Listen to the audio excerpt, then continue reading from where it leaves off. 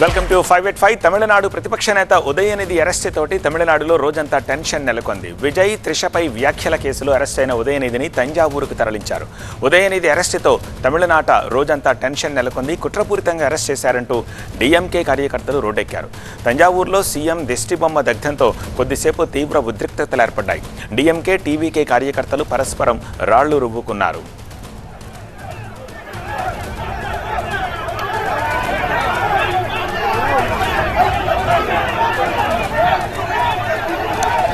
ఓవైపు రాష్ట్ర వ్యాప్తంగా ఆందోళనలు కొనసాగుతూ ఉండగానే ఉదయనిధి వేసిన అత్యవసర పిటిషన్పై మెడ్రాస్ హైకోర్టులో విచారణ జరిగింది. ఉదయనిధి స్టాలిన్ను విడుదల చేయాలని హైకోర్టు ఆదేశించింది. అసలు ఉదయనిధి చేసిన అభ్యంతరకర వ్యాఖ్యలేమిటో చెప్పాలంటూ హైకోర్టు ప్రశ్నించడంతో ఉదయనిధిని రిమాండ్ చేయలేదని అడ్వకేట్ జనరల్ హైకోర్టుకు వివరించారు. ఎఫ్ఐఆర్ నమోదైనందున పోలీసులు ప్రశ్నించి వదిలేస్తారని కోర్టుకు ఏజీ తెలిపారు. ఉదయనిధిని అరెస్ట్ చేయడం కాదు, మహిళల ప్రయోజనాలు కాపాడమే ప్రభుత్వ ఉద్దేశమని వివరించారు. దీంతో పోలీసులు ప్రశ్నించిన తర్వాత ఉదయనిధిని విడిచిపెట్టాలని హైకోర్టు ఆదేశించింది. పోలీసుల విచారణకు సహకరించాలని ఉదయనిధికి కూడా హైకోర్టు సూచించింది.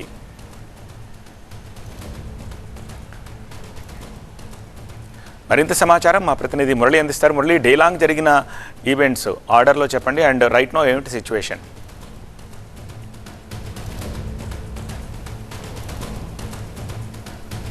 అంటే ఉదయనిధి స్టాలిన్ అరెస్ట్ చేస్తారని బయటకు సమాచారం రావడంతో పెద్ద ఎత్తున అక్కడికి డిఎంకే కార్యకర్తలందరూ కూడా ఈ నీలాంగరైలో ఉన్నటువంటి ఉదయనిధి స్టాలిన్ నివాసానికి చేరుకున్నారు. అయితే అదే ప్రాంతానికి టీవీకే కార్యకర్తలు కూడా చేరుకున్నారు. సో డిఎంకే సంఘీభావంగా వస్తే టీవీకే కార్యకర్తలు ఉదయనిధి స్టాలిన్ క్షమాపణ చెప్పాలని అక్కడికి వచ్చారు. అయితే ఆ తర్వాత 10:30కే పోలీసులు అక్కడికి చేరుకున్నారు పెద్ద సంఖ్యలో. సో అప్పటి వరకు కూడా పోలీసుల నుంచి అందినటువంటి సమాచారం ఏంటంటే టీవీకే కార్యకర్తలు ఇక్కడ ఆందోళనకు వస్తారు కాబట్టి భద్రత కోసమే వచ్చామని చెప్పారు. అయితే అప్పటికే ఉదయనిధి స్టాలిన్ అరెస్టు చేయబోతున్న అన్నటువంటి సమాచారంతో డిఎంకే రాష్ట్ర వ్యాప్తంగా కూడా ఆందోళనలు చేపట్టింది.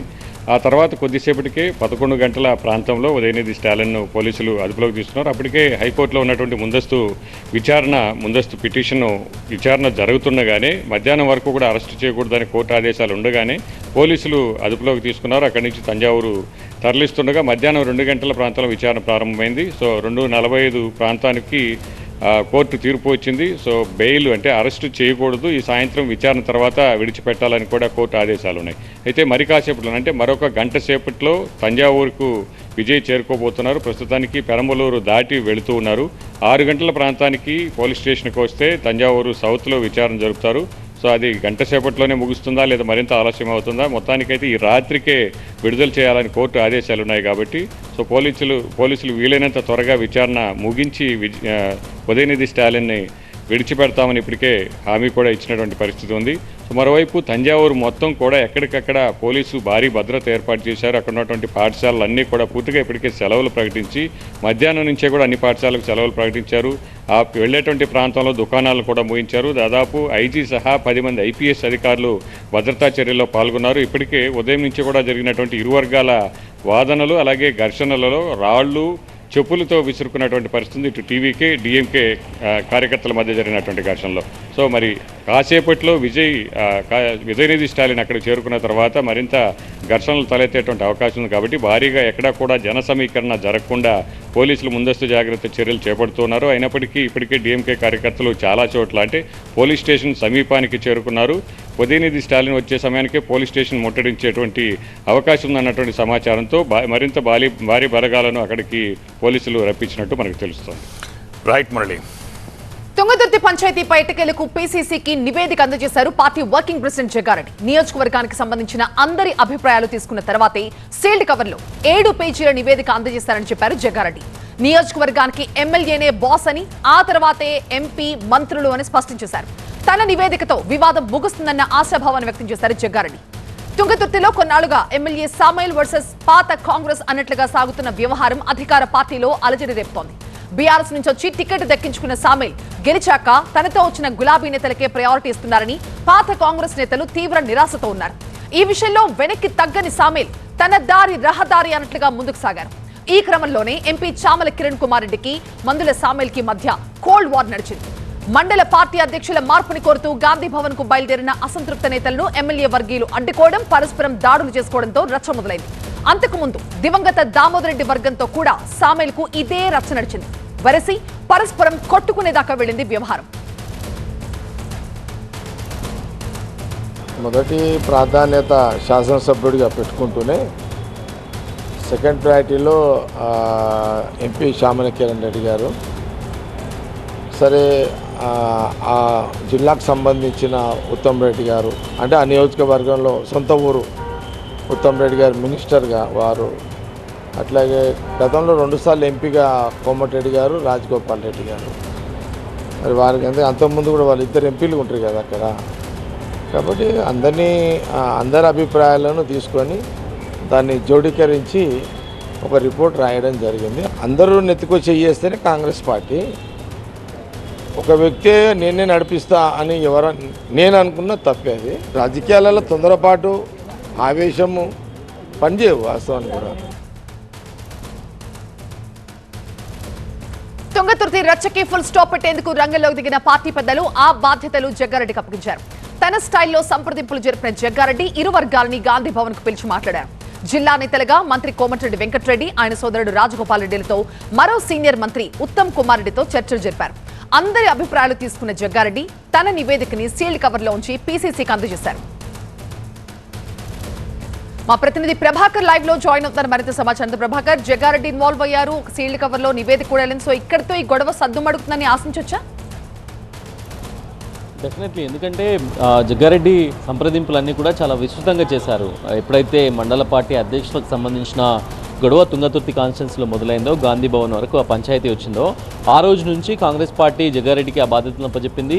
అక్కడున్న జిల్లాలో ఉన్న తుంగతుర్తితో పాటుగా పక్కనున్న నియోజకవర్గాలు, జిల్లాకు సంబంధించిన మంత్రులు వీళ్ళందరినీ కూడా మాట్లాడుతూ వచ్చారు. దాంతోపాటుగా ఇప్పుడున్న మంత్రులే కాకుండా దామోదర్ రెడ్డి లాంటి సీనియర్ నాయకుల కుమారుడు సర్వోత్తమ్ రెడ్డి, మిగతా నాయకుల అందరి అంశాలను పరిగణలోకి తీసుకున్నారు. ఎంపీ చామలకు, ఎమ్మెల్యే సామేల్కు మధ్య వచ్చిన వివాదం ఇది. ఆ మండల పార్టీ అధ్యక్షులను నా వర్గం నుంచి ఇవ్వాలి అని అటు ఎంపీ, నా వర్గం నుంచే నేనే వేసుకుంటా, నేనే బాస్ కాన్స్టిట్యున్సీకి అనేది ఇటు ఎమ్మెల్యే. ఈ ఇద్దరి మధ్య వచ్చిన వివాదం చాలా పెద్దగా మారింది, గొడవలకు దారి తీసింది, ఆ గాంధీ భవన్ దగ్గర ధర్నాకు, బల ప్రదర్శనకు దారి తీసింది. సో ఇదంతా కూడా కొంత డిసిప్లిన్ తప్పుతుంది కాంగ్రెస్ పార్టీలో, తుంగతుర్తి కాన్స్టిట్యున్సీలో.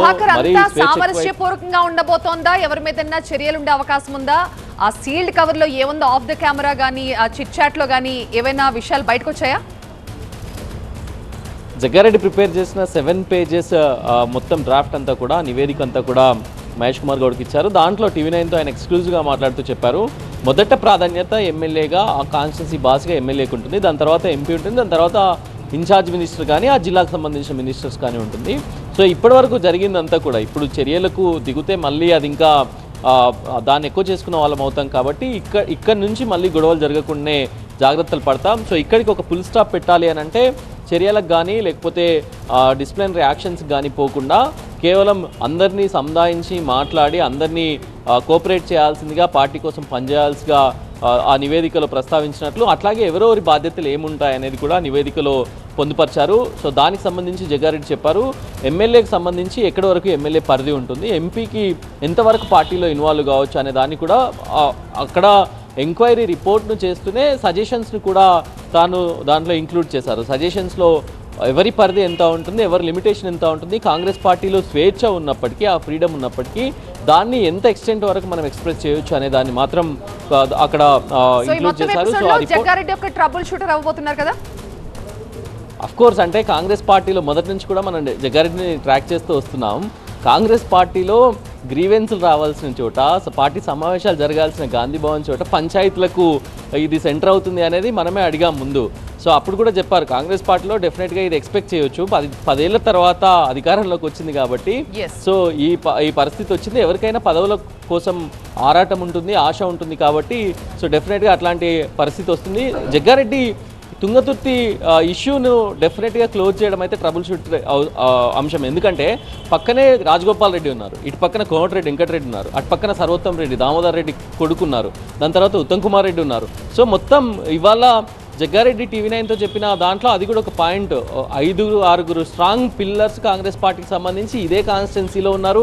ఇది ఉత్తమ్ కుమార్ రెడ్డి సొంత గ్రామం ఇదే కాన్స్టిట్యున్సీలో ఉంది, చామల సొంత మండలం ఉంది. సో ఇట్లా చాలా మిక్సప్ అయి ఉంది మొత్తం కూడా, ఈ కాన్స్టిట్యున్సీ అంతా కూడా చాలా డిఫికల్ట్గా ఉంది. సో దాన్ని క్లియర్ చేయడం డెఫినెట్గా ట్రబుల్ షూట్ అని చెప్పాలి. మిగతా కాన్స్టిట్యున్సీస్లో అంటే ఎక్కువగా లేకపోయినప్పటికీ కూడా ఇంకొక అంశం ఇక్కడ, ఈ అంశం జరుగుతుండగానే అటు ఎంపీ వర్సెస్ ఎమ్మెల్యే జరుగుతుండగానే మధ్యలో రాజగోపాల్ రెడ్డి ఎంటర్ అయ్యారు.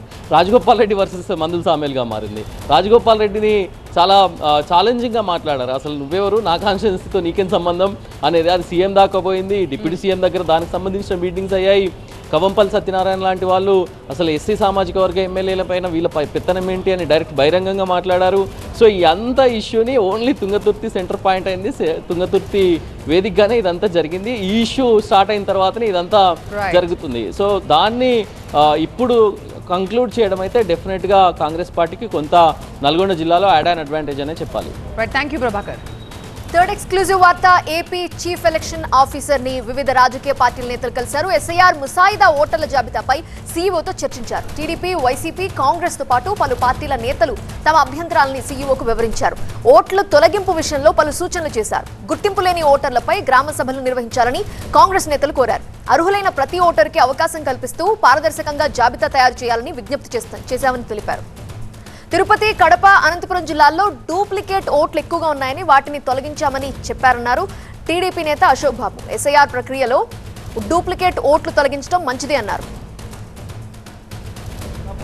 తిరుపతి కొన్ని చోట్ల 24 ఎలక్షన్లో, అంతకుముందు బై ఎలక్షన్లో చేసిన డూప్లికేట్ ఓట్లన్నీ కూడా ఇవాళ తీసేయబడుతున్నాయి. ఒక తిరుపతిలోనే 90,000 డూప్లికేట్ ఓట్లు చూస్తారు. ఎందుకంటే ఆయన ఎగ్జాంపుల్ కూడా చూపించారు మాకు.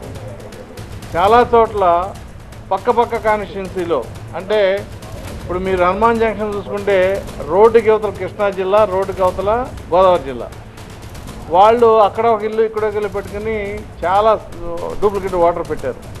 అవి తిరుపతి, కడప, తర్వాత కొన్ని జిల్లాల్లో, అనంతపూర్ జిల్లాల్లో గత ప్రభుత్వం ఆధీనంలో ఉన్న కొన్ని చోట్ల చాలా ఎక్కువ డూప్లికేట్ ఓటర్స్ లిస్టులు ఉన్నాయి. అవన్నీ కూడా ఇవాళ హయ్యెస్ట్ తిరుపతిలో 90,000 ఓట్లు పోతున్నాయి. సో డూప్లికేట్ ఓట్లు పోతున్నందుకు ఒక రకంగా ఈ సంస్కరణ మంచిదని చెప్పి మేము భావిస్తున్నాం.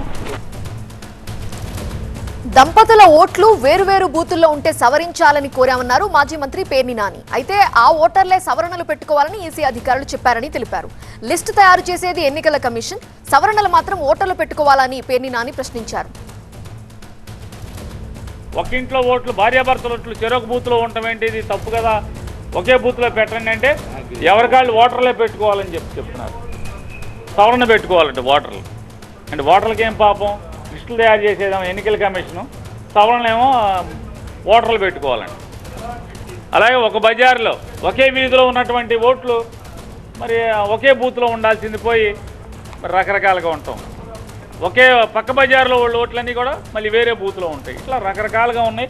అన్నీ సరి చేయమన్నాం, మేము సరి చేయలేమని చెప్పారు.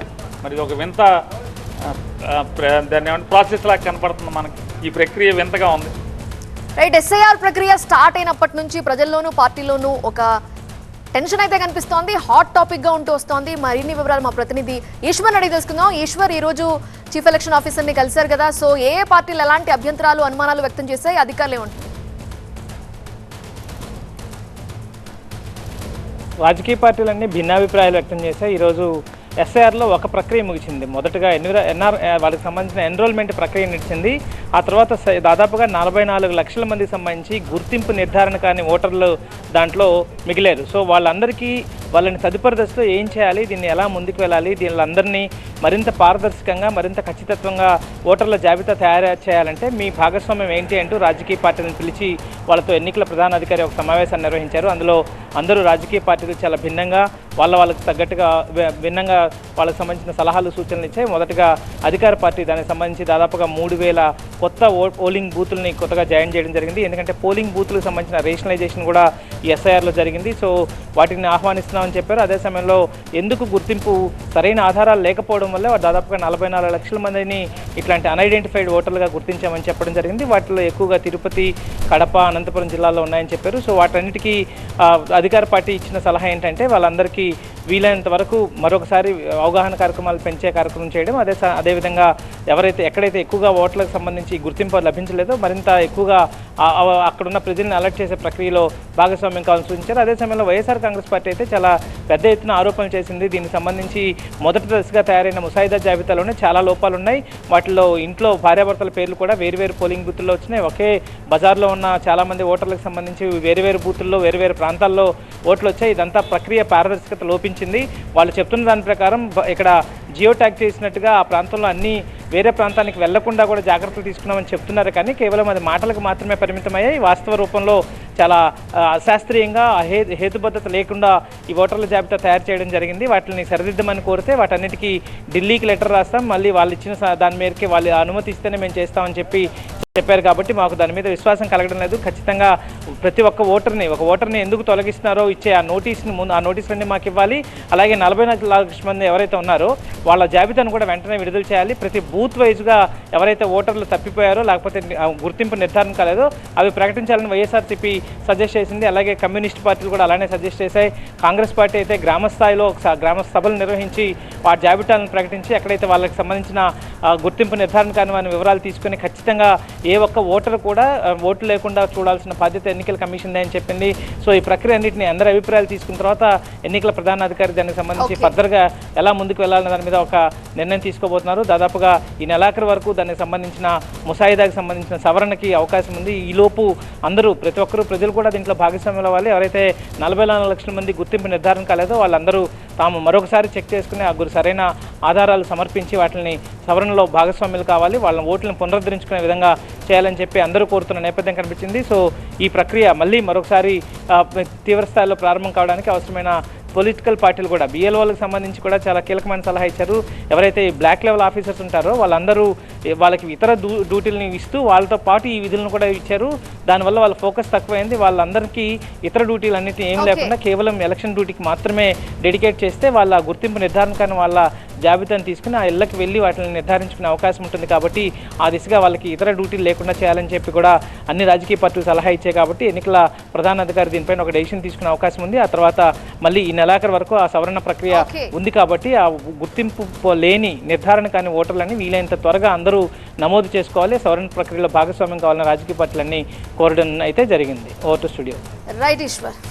ఏపీలోని స్థానిక సమరానికి ప్రధాన పార్టీలు రెడీ అవుతున్నాయి. త్వరలో స్థానిక ఎన్నికలు జరిగే అవకాశం ఉండటంతో అన్ని పార్టీలు కసరత్తు ప్రారంభించాయి. ప్రధాన పార్టీ నేతలు ఎవరికి వారు స్థానిక ఎన్నికలపై దృష్టి సారించారు. ఈ క్రమంలోనే ఏపీ బీజేపీ నేతలు అలర్ట్ అయ్యారు. బీజేపీ ఏపీ అధ్యక్షుడు మాధవ్ అధ్యక్షతన ఆ పార్టీ నేతలు తొలి అంతర్గత సమావేశం నిర్వహించారు. ఈ సమావేశంలో బీజేపీ జాతీయ సంఘటన కార్యదర్శి శివప్రకాష్, మంత్రి సత్యకుమార్, సోము వీర్రాజు, ఆదినారాయణ రెడ్డితో పాటు పలువురు ముఖ్య నేతలు పాల్గొన్నారు.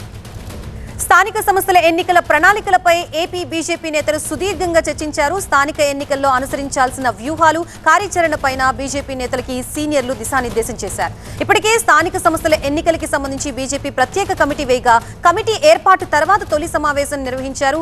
ఆసక్తిగా మారింది ప్రస్తుతం అది. ఏపీ ఎన్నికలకి సంబంధించిన ఆశావాహుల్ని ప్రత్యేక కమిటీ గుర్తిస్తుందన్నారు మంత్రి సత్యకుమార్. ఎల్లుండి నుంచి జిల్లాల్లో పర్యటించనున్నట్లు తెలిపారు. జనతా పార్టీ కూడా సాధ్యమైనంత వరకు ఎక్కువ సీట్లు తీసుకోవడానికి ప్రయత్నం చేస్తుంది.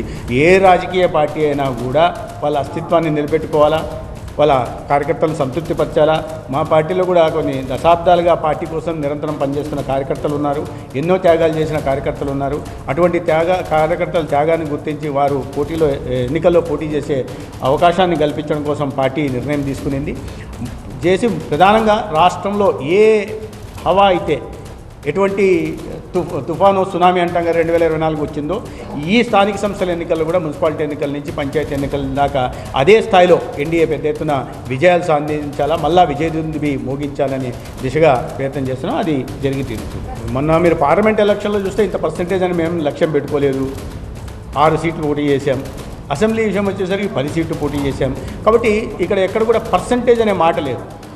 అక్కడక్కడ స్థానికంగా ఉంటున్న నాయకులు వారి బలాబలాలు, పార్టీ కోసం అనేక సంవత్సరాలుగా వారు చేసిన త్యాగాలు, వీటిని గుర్తించి సీట్లను అడగడం జరుగుతుంది తప్పిస్తే ఈ నామినేటెడ్ పోస్టులాగా ఇంత పర్సంటేజ్ అనేది లేదు.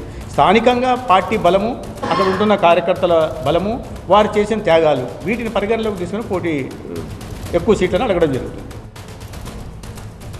కమిటీ భేటీకి ముందు ఏపీ డిప్యూటీ సీఎం పవన్ కళ్యాణ్తో బీజేపీ నేతలు సమావేశం కావడం ప్రాధాన్యత సంతరించుకుంది. ఏపీ బీజేపీ చీఫ్ మాధవ్ సారథ్యంలో ఆ పార్టీ జాతీయ సంఘటన కార్యదర్శి శివప్రకాష్ పవన్ ని కలిశారు. ఈ సందర్భంగా పవన్ ఆరోగ్య పరిస్థితిని అడిగి తెలుసుకున్నారు. అయితే స్థానిక ఎన్నికలకి కసరత్తు జరుగుతున్న వేళ పవన్ తో ఏపీ బీజేపీ నేతలు భేటీ కావడం హాట్ టాపిక్ గా మారింది. ఇదే అంశానికి సంబంధించి మనకి పూర్తి డీటెయిల్స్ తో మా స్పెషల్ కరెస్పాండెంట్ క్రాంతి సిద్ధంగా ఉన్నారు. క్రాంతి, స్థానిక సమరానికి పార్టీలు ఏ విధంగా సమాయత్తం అవుతున్నాయి? ఎస్పెషల్లీ వరుస భేటీల నేపథ్యంలో బీజేపీ ఎలాంటి స్ట్రాటజీతో ముందుకు వెళ్తుంది? ఖచ్చితంగా కూటమి ప్రభుత్వం ఈ స్థానిక సంస్థల ఎన్నికలను ఒక ఛాలెంజింగ్గా తీసుకుందని చెప్పాలి. ఎందుకంటే ప్రస్తుతం ఏపీలో ఉన్నటువంటి రాజకీయ పరిస్థితుల నేపథ్యంలో ఏదైతే అసెంబ్లీ ఎన్నికల్లో సత్తాను చాటారో అదే స్థాయిలో స్థానిక సంస్థల ఎన్నికల్లో కూడా తమ సత్తాను చూపించాలని చెప్పి కూడా కూటమి సమన్వయంతో ముందుకెళ్లేందుకు ప్రయత్నిస్తుంది. అందులో భాగంగానే కూటమిలో ఉన్నటువంటి 3 పార్టీలు వ్యక్తిగతంగా కూడా ఈ స్థానిక సంస్థల్లో తమ బలాబలాలు చూపించుకునేందుకు అండ్ అలాగే సమానంగా సీట్లు తీసుకునేందుకు కూడా విశ్వ ప్రయత్నాలు చేస్తుంది. ఇక ముఖ్యంగా బీజేపీ సైడ్ నుంచి కూడా ఇప్పటికే ఒక ప్రత్యేకమైనటువంటి కమిటీని కూడా వేశారు. ఆ కమిటీలు జిల్లాల్లో ఉన్నటువంటి నేతలు ఎవరు, వాళ్ళ బలాబలాలు ఏంటి, రాబోయే రోజుల్లో ఈ పోటీలు ఎక్కడ చేస్తే తమ సీట్లు గెలుచుకునేటటువంటి అవకాశం ఉంది అని దానికి సంబంధించి కూడా ఇప్పటికే వెరిఫై చేస్తున్నారు. త్వరలో ఆ నేపథ్యంలో వీళ్ళ పర్యటన కూడా ఉంటుంది. ఇవాళ పవన్ కళ్యాణ్ కూడా ఆరోగ్యం బాగోని పరిస్థితుల్లో కలిసి పరామర్శించినప్పటికీ కూడా అంతర్గతంగా ఇదే అంశం పైన, ఎందుకంటే ఇప్పటికే కూటమి పార్టీల మధ్య సీట్ల విషయంలో అసెంబ్లీ ఎన్నికల్లో కానీ తర్వాత ఏదైతే నామినేటెడ్ పోస్టుల విషయంలో కానీ చాలా చర్చలు నడిచాయి. ముఖ్యంగా సీట్ల సర్దుబాటు విషయంలో త్యాగాలు చేసినటువంటి పార్టీలు అటు జనసేన ఉంది, ఇటు బీజేపీ ఉంది, అటు టీడీపీ కూడా ఉంది. కాబట్టి రెండు అంటే అసెంబ్లీ ఎన్నికల్లోనూ అటు ఏదైతే నామినేటెడ్ పోస్టుల విషయంలో కూడా త్యాగాలు చేసినటువంటి నేతలు ఉన్నారు. కాబట్టి ఈసారి అలాంటి సమన్వయ లోపం కానీ లేకపోతే ఎవరైనా కూడా అసంతృప్తితో ఉన్నటువంటి వాళ్ళకి ఇబ్బంది కలగకుండా ఎక్కడైతే ఎవరి బలాలు ఉన్నాయనే దానికి సంబంధించి కూడా చర్చించుకుని దాని నేపథ్యంలోనే సీట్లను అటు జనసేన ఇటు బీజేపీ టీడీపీ కూడా తీసుకునేలాగా ఇప్పటికే వాళ్ళు 3 పార్టీలకు సంబంధించి ఒక కమిటీ వేశారు. అదే కాకుండా పార్టీల మధ్య అటు బీజేపీ జనసేన ఎవరికి వారు సపరేట్గా కమిటీలు వేసుకున్నారు. కాబట్టి ఈ వరుస చర్చలు ఒకదాని తర్వాత ఒకటి ఏపీలో ప్రస్తుతం హాట్ టాపిక్గా మారాయని చెప్పాలి. ఈ నేపథ్యంలోనే ఇవాళ కూడా అంతర్గత సమావేశం బీజేపీ నిర్వహించడం జరిగింది. భవిష్యత్తు కార్యాచరణ, సీట్లు సర్దుబాటు, పోటీకి సంబంధించి అంతర్గతంగా పార్టీ బలోపేతం అన్ని అంశాలపైన ప్రణాళిక అండ్ అలాగే చర్చ చేసుకుని భవిష్యత్తులో ముందుకెళ్లడానికి కూడా సిద్ధమవుతూ ఉన్నారు. దేశవ్యాప్తంగా చర్చనీయాంశమైన E20 పెట్రోల్ పై ఆప్ నేతలు పోరాటాన్ని ఉధృతం చేశారు. ఇథనాల్ పెట్రోల్ పై ప్రధాని మోదీకి వినతి పత్రం ఇచ్చేందుకు బయలుదేరిన ఆపద నేత కేజ్రీవాల్ ను పోలీసులు అడ్డుకోవడంతో తీవ్ర ఉద్రిక్తత చోటు చేసుకుంది. 100 మందితో కలిసి ప్రధాని మోదీకి E20 పెట్రోల్ పై వినతి పత్రం ఇస్తానని కేజ్రీవాల్ చెప్పారు. అనుమతి లేదని కేజ్రీవాల్ ను ఢిల్లీ పోలీసులు అడ్డుకున్నారు. దీంతో ఆప్ నేతలు మనీష్ సిసోడియా, సంజయ్ సింగ్ తో కలిసి ఆప్ నేతలు రోడ్డుపై బైఠాయించారు. ప్రభుత్వానికి వ్యతిరేకంగా నినాదాలు చేశారు.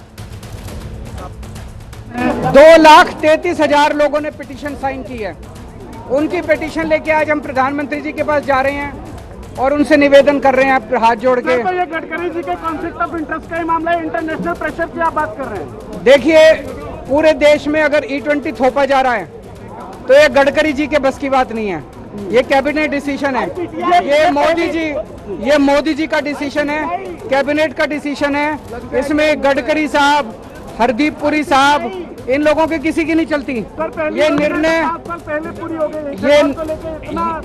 निर्णय जो है ये मोदी जी का है, कैबिनेट. ఇదే విషయానికి సంబంధించిన కంప్లీట్ డీటెయిల్స్ తో మా చీఫ్ రిపోర్టర్ రాకేష్ సిద్ధంగా ఉన్నారు. రాకేష్, ఈ నిరసనలో తర్వాత జరిగిన పరిణామాల గురించి చెప్పండి. ఢిల్లీ వేదికగా కేజ్రీవాల్ నిరసన చేపట్టారు. రాష్ట్ర వ్యాప్తంగా కాదు, మొత్తం దేశవ్యాప్తంగా ఉన్నటువంటి ఒక వెబ్సైట్ stop-e20petrol.com అనే ఒక వెబ్సైట్ నుంచి 2,33,000 పిటిషన్స్ వచ్చాయి. E20 పెట్రోల్ని వ్యతిరేకిస్తూ E20 పెట్రోల్ని ఇక బ్యాన్ చేయాలి, ఇథనాల్ ఎప్పుడు పెట్రోల్లో వాడకూడదు అంటూ ఆ పిటిషన్స్ అన్నీ వచ్చాయి. ఆ 2,33,000 మందితో ఇక్కడికి రాలేను కాబట్టి వాళ్ళందరి పిటిషన్స్ తీసుకొచ్చి వాళ్ళ తరపున మాట్లాడడానికి నేను వచ్చానంటూ కేజ్రీవాల్ చెప్పారు. కానీ పోలీసులు ముందస్తు అనుమతి లేదంటూ 100 మందిని అక్కడే ఆపేశారు. పెట్రోల్ వల్ల జరిగినటువంటి నష్టాలను ప్రధానమంత్రికి వివరిస్తాను, ఇది ఒక కుట్రపూరితంగా జరుగుతుంది, భారతదేశంలోనే ఇథనాల్ తయారవుతుంది అంటూ చెప్పి అమెరికా నుంచి ఇంపోర్ట్ చేసుకొని మరి ఇథనాల్ వాడుతున్నారు, కావాలని వెహికల్స్ నష్టం జరిగే విధంగా ఒక కుట్ర జరుగుతుందంటూ కేజ్రీవాల్ ఆరోపించారు. ఒక సంస్థ చేసినటువంటి సర్వేలో 40% మంది వినియోగదారులు ఎవరైతే వాహనదారులు ఉంటారో వాళ్ళందరూ కూడా వాహనాలు పాడైపోతున్నాయి, వెహికల్స్ పాడైపోతున్నాయి, పెట్రోల్ వల్ల ఈ E20 పెట్రోల్ వల్ల మైలేజ్ పెరగకపోగా తగ్గుతుంది, దాంతోపాటు స్మోక్ సౌండ్ కూడా ఎక్కువ వస్తుంది, వీటన్నిటి పట్ల కూడా కొన్ని కంప్లైంట్స్ ఉన్నాయి, కన్సిడర్ చేయాలంటూ చాలా సర్వేస్లో కూడా చెప్పారు. ఆ సర్వేలకు సంబంధించిన డీటెయిల్స్ కూడా కేజ్రీవాల్ తీసుకెళ్లారు. ఇక ఇథనాల్ వాడడం అనేది కేవలం ఆర్థిక భారాన్ని తగ్గించడానికో లేకపోతే పెట్రోల్ వినియోగాన్ని తగ్గించుకోవడానికో ఈ కారణాలతో కాదు, కేవలం అమెరికా ఆంక్షలకు తలకి ట్రంప్ కోసం మాత్రమే అక్కడ తయారు చేస్తున్నటువంటి ఇథనాల్ని ఇక్కడికి ఇంపోర్ట్ చేస్తున్నారని చెప్పారు. కేంద్ర ప్రభుత్వం మాత్రం గత పార్లమెంట్ సమావేశంలో చాలా క్లియర్గా చెప్పింది, ఆహార భద్రతకు అధికంగా ఉన్నటువంటి ఎక్కువగా ఉన్నటువంటి బియ్యాన్ని మాత్రమే ఇథనాల్గా తయారు చేసి ఇక్కడే వాడుతున్నామని చెప్తుంది. కానీ ఇథనాల్ ఇంపోర్ట్ రోజు రోజుకు పెరుగుతుంది. ఇండస్ట్రియల్ యూసేజ్ కోసం అని తీసుకొస్తున్నటువంటి ఇథనాల్ని కావాలని పెట్రోల్లో కలిపి కేంద్ర ప్రభుత్వం ప్రజల్ని మోసం చేస్తుందంటూ కేజ్రీవాల్ ఆరోపించారు. చివరి కేజ్రీవాల్ను అక్కడే అడ్డుకున్నారు, వాళ్ళందరినీ కూడా పంపించి వేశారు. రైట్ రాకేష్.